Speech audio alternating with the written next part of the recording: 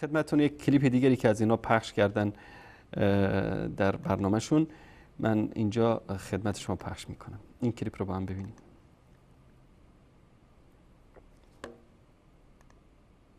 امروز حقیقتش یه سوال از شبکه ولایت یه چیزی گذاشتن، یه حدیثی گذاشتن از ابو هریره نقل کرده بودن که ایشون گفته بود که من گفتن اینا رو از کجا میاری؟ گفتش که من اینو از کیسه آوردم. اینو میخوام واسه من توضیح بدین، اینو تشکر میکنم از الله. باش چشم. مصدری هم ذکر کردم برای این حرفا. آره تو صحیح بخاری آوردن، گفتن صحیح بخاری آوردن، بعد گفتن که دروغ میگن. آره دیگه.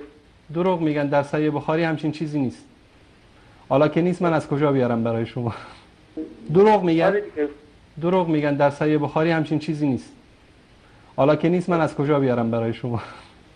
درست شما در نکنه. تشکر از شما. من گفت که حدیثی رو ابو هریره گفته که این از کیسه ابو هریره است.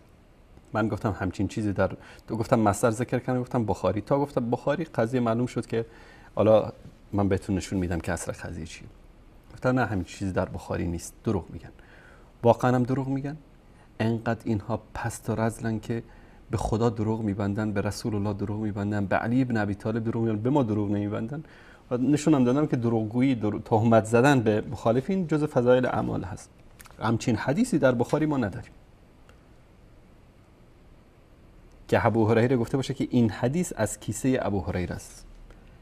اگر همچین حدیثی اینها در یعنی کل کتاب‌های اهل سنت پیدا کردن که ابو هریره گفته باشه که این حدیث از کیسه ابو هریره است، من تحدی میکنم بیارن اینو نشون بدن در شبکه‌شون. ادامه رو ببینید. بعد من خیلی عذر میخوام از اخلاق آخوندی که اینا دارن و شاید بعضی از کلماتی که ما استفاده میکنیم بر علیه اینها آزرده بشن، دقت بکنن در کلماتی که اینا استفاده میکنن. والله دروغه، بالله دروغه، والله دروغه، بالله دروغه. در بخاری همچین حرفی ما نداریم که از ابو هریره رضی الله تعالی عنه پرسیده باشن که این حدیث را از کجا میاری؟ بگه از کیسه خودم میارم.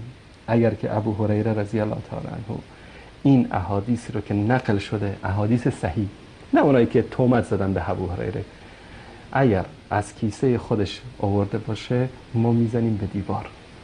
بسیار خب. باز هم آقای میم الف معلوم الحال که از حامیان داعش هم هستن و وقتی دیدن داعشی ها برخی از وهابی ها رو هم میکشن دیگه دست برداشتن یکم از اون حمایت ظاهری و علنیشون. و اون شخصی که حالا وصفیات آقای ملازاده هم دیگه در مورد ایشون خیلی مشهور هست، ادعایی رو مطرح کرد به این شکل که این روایت و حدیث که البته مشهور هم هست، بسیاری از شما بینندگان عزیز هم ازش اطلاع دارید که ابو هریره گفت بعضی از احادیث رو من از کیس خودم، از جیب خودم در میارم. گفت نه، قسم جلاله هم خورد ایشون، گفت والله قسم دروغ، همچین چیزی در صحیح بخاری وجود نداره. آیا وجود داره در صحیح بخاری یا خیر؟ من خدمتتون عرض کنم خیلی طبیعیه که آقای انصاری این روایت رو انکار کنه. من روایت از صحیح بخاری نشون میدم. همه بینندگان عزیزی که الان برنامه ما رو میبینن موبایل هاشون رو بردارن و این روایت رو سرچ کنن در گوگل که ببینیم در صحیح بخاری هست یا نیست. صحیح بخاری نویسنده امام ابی عبدالله محمد ابن اسماعیل بخاری با تحقیق دکتر مصطفی دیب البقا، چاپ دار ابن کثیر و دار یمامه که مشخصات کامل بینندگان عزیز میبینن. اینم صفحه اول کتاب، الجزء الخامس الطبعة الخامسه 1414 1993. مشخصات کتاب کامل مشخصه. در تمام کتاب‌های صحیح بخاری این روایت به همین صورت هست. البته یه سری تحریف کوچولو هست، حالا خدمتتون توضیح میدم، ولی اصل روایت در تمام نسخه های صحیح بخاری موجوده. همه میتونن الان در دوران الان با همه میتونن با موبایل خودشون در گوگل سرچ بزنن این جمله رو. بله. حدیث خدمتتون عرض کنم 5041 و 5040 کتاب النفقات، باب شماره 2، باب وجوب النفقه علی الاهل و العیال، باب وجوب نفقه بر اهل و عیال. بله دوستان، این صفحه مانیتور شبکه ولایت است. احمد جان همین صفحه رو داشته باش. دوستان عزیز اگر توجه بکنن این روایتی که ایشون میخونه، اینجا یک پرانتزی هست در اینجا که اینجا باز میشه و در اینجا بسته میشه و نقطه هست. قال النبی صلی الله علیه و سلم افضل الصدقه ما ترک غنا واليد العليا خیر من اليد السفلى وابدأ بمن تعول. پرانتز بسته شد، یک نقطه هم اینجا گذاشته شد. اینو دقت بکنید به این پرانتز. حالا ما حرف داریم روی این مسئله. میریم دوباره صدای این لقیط قمی رو ببینیم که چی میگه. از ابو هریره قال النبی صلی الله علیه و آله افضل الصدقه ما ترک غنا والید العلیا خیر من ید السفلی. و تا آخرش حرفایی میزنه که حالا خیلی روایتش واقعا روایتی نیست که پیغمبر. بله، حالا یک سری حرفایی میزنه که واقعا روایتش. خب بخون تا آخر، توضیح بده. حرف پیامبر کجاست؟ حرف ابو هریره کجاست؟ در کجا گفته که این روایت ها رو من از کیسه خودم میارم، این احادیث از کیسه خودم میارم؟ اما این همیشه اگر به یاد داشته باشید ما کلیپی در اوایل وصال پخش کرده بودیم، آیت الله قزوینی و حکایت چی و چی. اینا همینطورن. حالا ادامه روایت رو دیگه میره بازی با کلمات و به اصطلاح تنویم بیننده، فریب دادن که طوری القا بکنن به بیننده که بله واقعا همین دروغی که میخوان بگن یک واقعیتی هست که وجود داره. حقیقت اینه دوستان عزیز، اینجا تصویر خود مانیتور شبکه زلالت رو داشته باشید. از اینجا قال نبی صلی الله علیه و سلم پرانتز باز میشه، لفظ حدیث است تا به اینجا. از این تقول المرأة، از اینجا تا به اینجا حرف ابو هریره است. ابو هریره رضی الله تعالی عنه در این روایت چیکار میکنه؟ میاد همین حرف رسول الله صلی الله علیه و سلم رو شرح میده، براش مثال میاره. علمای ما در علم حدیث مثل حوزه علمی قم نیست که هر حالا اینجا سرشو بندازه پایین هر چی که خواست بگه و براتون دین بشه. نه، در نزد اهل سنت علم هست، منطق هست، علم حدیث هست، جرح و تعدیل هست. علما نشستن این مسائل رو مفصل شرح دادن، صحبت کردن. منتها این انسان‌های تنفروش وقیح که حالا این آقا در قبال اینکه بهش پاسپورت ایرانی دادن، خدا میدونه چند سالی در خدمت آج سعید طوسی بوده تا که تونسته تابعیت ایران رو بگیره. خدا میدونه چقدر تنفروشی کرده در این نظام و در حوزه علمی قم که تا به اینجا رسیده که بیاد اینطوری وقیحانه تهمت بزنه به اهل سنت و به کتب اهل سنت. به هر صورت دیدید که اینجا میاد ماسمالیزیشن میکنه که حالا بله دیگه ادامه حدیث هم اینطوری است. تا آخر من این کلیپ رو میذارم گوش کنید. افضل الصدقه ما ترک غنا والید العلیا خیر من ید السفلی. و تا آخرش حرفایی میزنه که حالا خیلی روایتش واقعا روایتی نیست که پیغمبر همچین حرفی زده باشه. اصلا جمله بندیش جمله بندی پیغمبر نیست. اصلا به خدمتتون عرض کنم به ادبیات پیغمبر، به اون فصاحت و بلاغتی که از پیغمبر ما سراغ داریم، واقعا این جمله نمیخوره، این جملات نمیخوره. تقول المرأة اما ان تطعمني و اما ان تطلقني و یقول العبد اطعمني واستعملني و یقول الابن اطمعني الا ان تدعو. فقالوا یا ابا هریره، به ابو هریره گفتن، مردم گفتن یا ابا هریره سمعت هذا من رسول الله، آیا واقعا این جمله رو تو از پیغمبر شنیدی؟ قال الله هذا من کیس ابی هریره. عجب. این جمله، این روایتی که من الان نقل کردم از کیسه ابو هریره است. اول اینجا خداوند به زبانش آورد که این جمله، بعد گفت که نه این روایت. سبحان الله. یعنی انسانی که لقیط باشه و تنفروش هم باشه و خدا میدونه آخون که شدی دیگه باید خیلی کارها بکنی. خدا چه مدتی در خدمت آج سعید طوسی بوده در بیت رهبری تا تونسته تابعیت بگیره در ایران. علی کل حال ما به این چیزا زیاد کار نداریم. منتها اینجا خیلی جالب بود، گفت که این روایت، این جمله، بعد گفت این روایت، در حالی که آنچه که ابو هریره رضی الله تعالی عنه، من از صفحه مانیتور خودشون نشون بدم، بعدن میریم انشاءالله از صحیح بخاری هم میبینیم این رو. ابو هریره رضی الله تعالی عنه میاد حدیث رو از پیامبر صلی الله علیه و سلم روایت میکنه. افضل صدقه ما ترک عن غنى والید العلیا خیر من الید السفلی وابدا بمن تعول. بهترین صدقه است که انسان یعنی در حالت ثروتمند بده، یعنی همه مالت صدقه نده، قسمتی از مالت رو نگه دار و در حالت ثروتمندی یعنی انسان باید صدقه بده. و والید العلیا خیر من الید السفلی، دستی که بلند باشه یعنی به مردم بده بهتر از دستی است که پایین باشه یعنی از مردم بگیره. یعنی بعضیا محتاج هستن، دستشون رو دراز میکنن پیش مردم، این دست پایین و اون دستی که میده انفاق میکنه دست بالا. در اینجا کنایه اومده والید العلیا خیر من الید السفلی، دستی که میده بهتر از دستی است که میگیره. وابدا بمن تعول، و شروع بکن از اونایی که به اصطلاح تحت کفالت تو هستن، یعنی زنت، فرزندت، کنیزت، غلامت، کسایی که تحت کفالت تو هستن، اونها اولاتر هستن به این که تو بهشون خرج بکنی. یکی میاد، منظور از حدیث این است که یکی میاد مثلا 100 میلیون تومان داره، همه رو میره خرج میکنه برای یک مدرسه قرآن. خب کار خوبی میکنه. از این طرف زن و بچهش، رانندهش، کارگرش گرسنه، محتاج. خب این کار اشتباس، بلکه باید خرج خانواده و کارگرای خودش هم بده، بعد از اون چقدر که دوست داره خرج بکنه. ابو هریره رضی الله عنه در اینجا ببینید، در از مانیتور خودشون میارم که نگن که حالا اینجا پرانتز بسته شد، نقطه گذاشته شد. یعنی چی؟ تا اینجا حرف رسول الله صلی الله علیه و سلم.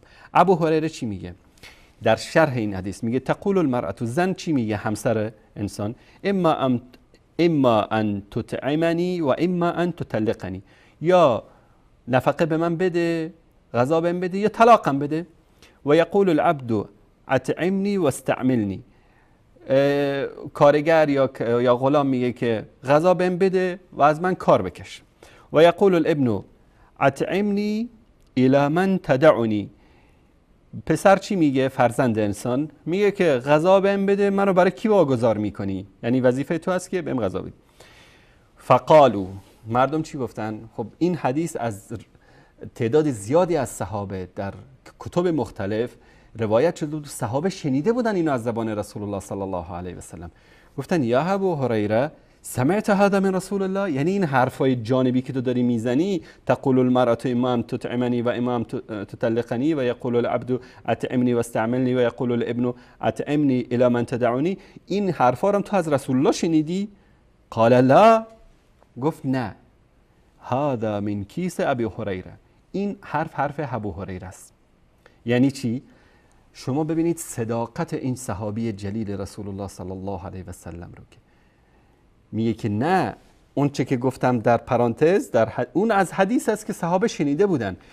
در اینجا دو مطلب است، دو فایده است در آزامین کیسه ابو هریره. یکی این که صحابه وقتی شنیدن که مطلبی اضافه بر حدیث رسول الله صلی الله علیه و سلم گفته شد که شرح حدیث بود یا مثالی بود که ابو هریره زده، مباشرتا اعتراض کردن. ابو هریره این حرف را رسول الله شنیدی؟ این از به اصطلاح حساسیت صحابه رسول الله صلی الله علیه و سلم در این که به احادیث پیامبر صلی الله علیه و سلم چیزی چسبانده نشه. وقتی که ابو هریره جواب میده که هذا من کیس ابو هریره، صداقت ابو هریره صحابی جلیل رسول الله صلی الله علیه و سلم رو نشون میده که با صداقت تمام میگه نه، این مثالی که زدم این از کیسه ابو هریره است. پس هیچ روایتی رو ابو هریره از کیسه خودش نگفته. دروغه. بازم تکرار میکنم دروغه، گرچه این کلیپ شاید مال 3-4 سال قبل باشه که اینها الان پخشش میکنن، الانم میگم دروغه. و این آخوند تنفروش، وقیح و دروغگو، این لقیت قوم، هیچ شرم و حیایی نداره که به الله و رسولش، به علمای اهل سنت به اینا دروغ ببنده. و این یک از نمونه‌ای بود که من کلیپش آماده داشتم که آقا منوچهر تماس گرفتن، این مطلب رو خواستن اینو به این مناسبت پخش کردم. حالا همین روایتی که بدون مثال ابو هریره رضی الله تعالی عنه است، بذارید کلیپو تا آخر ببینیم، بعد ان شاء الله من بیشتر صحبت میکنم. و یقول الابن اطمعنی الا ان تدعو فقالوا یا ابا هریره به ابو این بدبخت بیچاره بی سواد احمق بلد نیست که بخونه، اصلا روایت رو بلد نیست بخونه. نمیدونم کدوم الاغی تو حوزه علمی قم به این مدرک حجت الاسلام و المسلمین داده. هریره گفتن، مردم گفتن یا ابا هریره سمعت هذا من رسول الله، آیا واقعا این جمله رو تو از پیغمبر شنیدی؟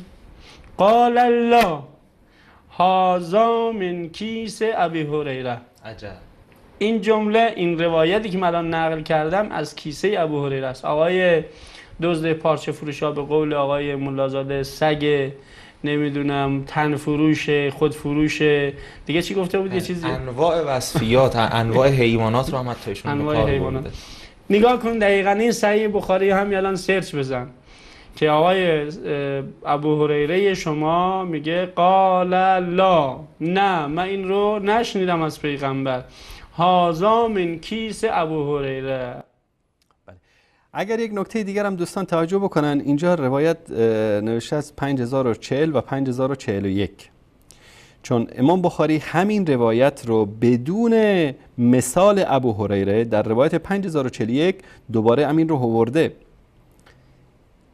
همین روایت رو ان رسول الله صلی الله علیه و سلم قال خیر صدقه ما کان عن ظهر غنى وابدا بمن تعول بدون والید العلیا خیر من الید السفلی. این روایت اینجا 2 مرتبه اینجا روایت شده بدون، در روایت دوم بدون مثالی است که ابو هریره میزنه. ادامه کلیپ رو بشنویم.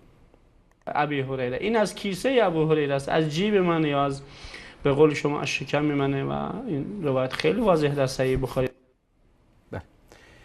این بود از این آخوند احمق جاهل. و من این صحیح بخاری هم خدمتتون نشون بدم دوستان عزیز. این صحیح بخاری، این همین روایت قال النبی صلی الله علیه و سلم افضل الصدقه ما ترك عن غنى واليد العليا خير من اليد السفلى وابدا بمن تعول، پرانتز بسته شده، نقطه است. بعد از اینجا مثالی است که ابو هریره میزنه و اینجا هم صداقتی که ایشون به خرج میده و هیچ روایتی رو ایشون، هیچ روایتی رو ابو هریره از کیسه خودش روایت نکرده، هیچ حدیثی رو. و روایت بعدی هم که بدون مثال ابو هریره در اینجا در روایت 5356 در اینجا آوردن. تشکر میکنم احمد جان. حالا اینها من آدرس این روایت رو بدم در کتب دیگر اهل سنت هم که اومده. در مسند امام احمد حدیث شماره 7155، سنن ابی داود حدیث 129 و حدیث 1676، سنن نسائی جلد 5 صفحه 62 حدیث 2534، صحیح ابن خزیمه جلد 4 صفحه 97 حدیث 2439، صحیح ابن حبان جلد 10 صفحه 54 حدیث 4243، سنن کبرای بیهقی جلد 4 صفحه 302 حدیث 7769 که همه این کتاب ها این روایت را ذکر کردن بدون مثال ابو هریره رضی الله تعالی عنه. حالا اینا اومدن گفتن این حدیث رو ابو هریره از کیسه خودش آورده، اینطوری به مردم نشون دادن این روایت رو ابو هریره از کیسه خودش آورده. از همین کیسه ابو هریره کتاب‌های شیعه هم این روایت رو دزدیدن اما به اسم راویان خودشون آوردن. این دیگه ضربه فنی است برای این آخوندهای جاهل. در اعیان شیعه این کتابشون برعکس شده، اینجا همین روایت در اینجا هست در صفحه 673 از امام صادق روایت کردن و افضل صدقه صدقه عن ظهر غنى و ابدا بمن تعول والید العلیا خیر من الید السفلی. همین روایتی که میگن که ابو هریره از کیسه خودش روایت کرده بوده، اینا همین روایت رو در اینجا در کتاب‌های خودشون آوردن. جزاک الله خیر احمد جان. کتاب بعدی از آخوند بزرگشون زندیق محمد ابن یعقوب کلینی، کتاب کافی، اینم شناسنامش، اینم در فروع کافی جلد 1 صفحه 14 در باب ایثار والید العلیا خیر من الید السفلی و ابدا بمن تعول. همین روایتی رو که میگن ابو هریره از کیسه‌شو برده، همین روایت رو آقای یعقوب کلینی دزدیده و در کتاب خودش آورده در کافی. بیچاره بدبخت، حتی از کیسه ابو هریره هم میدزدیدن اینا. در بهارالانوار همین روایت در کتاب دائره الخرافات شیعه بهارالانوار از ملا باقر مجلسی حشیشی، در اینجا در صفحه 266 جلد 78 همین روایت افضل صدقه عن زهر الغنن و ابدا بمن تعول والید العلیا خیر من الید السفلی. همین مطلب رو در اینجا از امام صادق روایت کردن. تشکر میکنم احمد جان. من لا یحذر الفقیه، نشون بدید احمد جان اینو. من لا یحذر الفقیه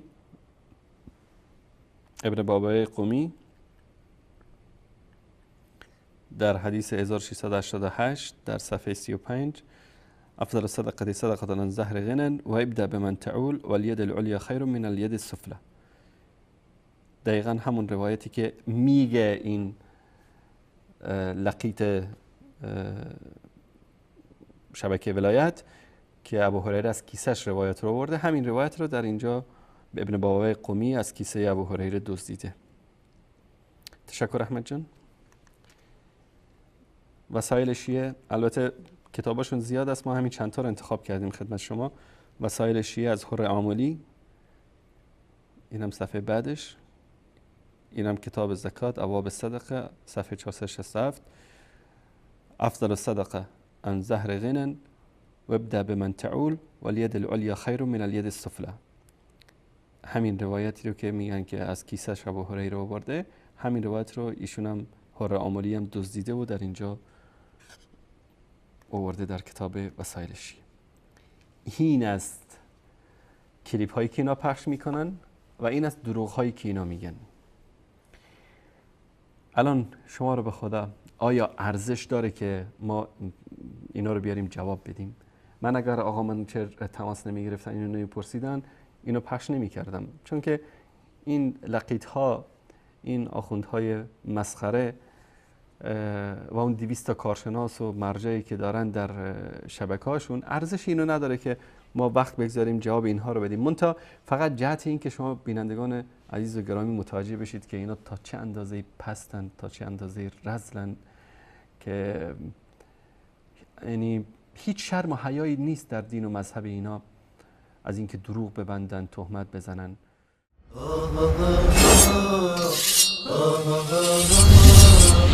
ah ah ah ah ah ah